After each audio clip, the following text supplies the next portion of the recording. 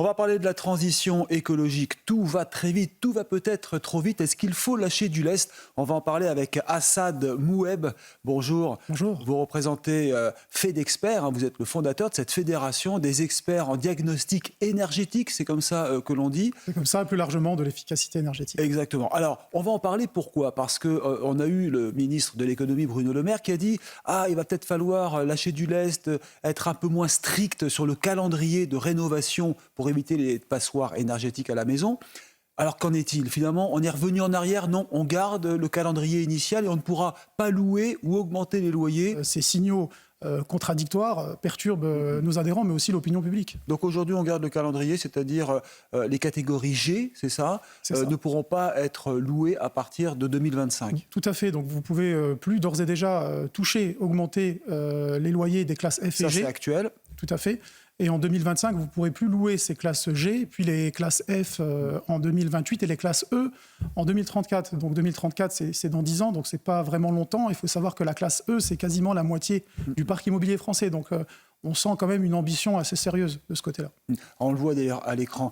Pire encore, interdiction de vendre peut-être à terme.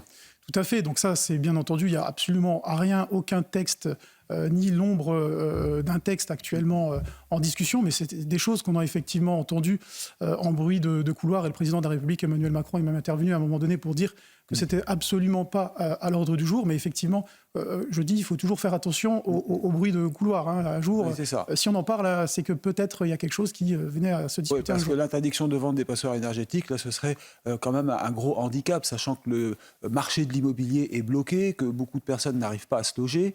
Ça voudrait dire plus de ventes? Il est plus que bloqué. On parle carrément de bombe sociale. Il faut savoir qu'aujourd'hui, le marché de la transaction est complètement à l'arrêt. Le marché du neuf est complètement à l'arrêt. Donc on a une inflation sur les taux et des matériaux qui est venue plomber le marché. Ce qui, système de vase communicant, est venu tendre complètement le marché locatif. Il y a en moyenne 6 mois pour avoir un studio sur Paris. Il y a en moyenne 1 an pour avoir une rénovation globale.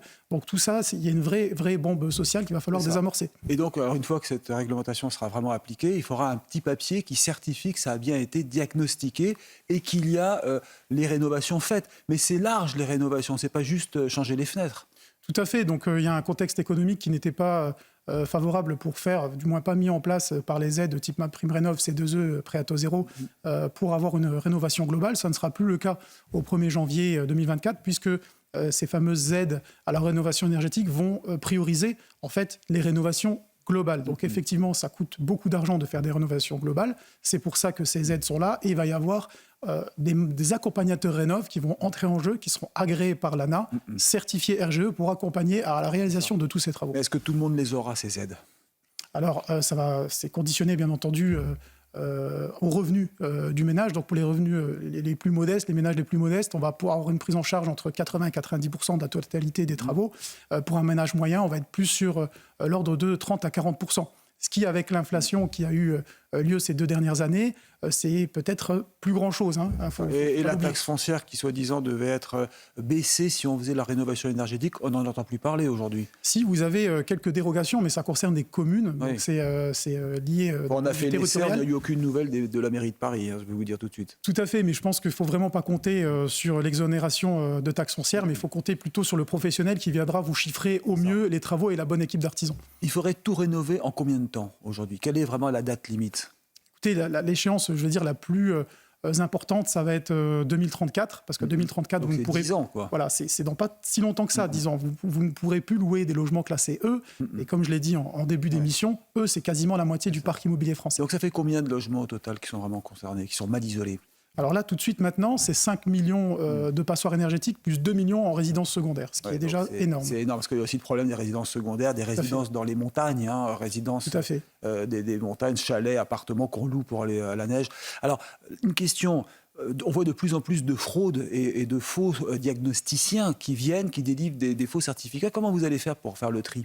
Alors là, pour l'instant, il n'y a absolument aucun rempart, loi du moins contre la fraude. Donc FEDExpert, on a proposé à ce qu'il y ait une loi transversale anti-fraude qui couvre toute la chaîne rénovation, c'est-à-dire en partant des diagnostiqueurs, auditeurs énergétiques, en allant jusqu'aux aux installateurs.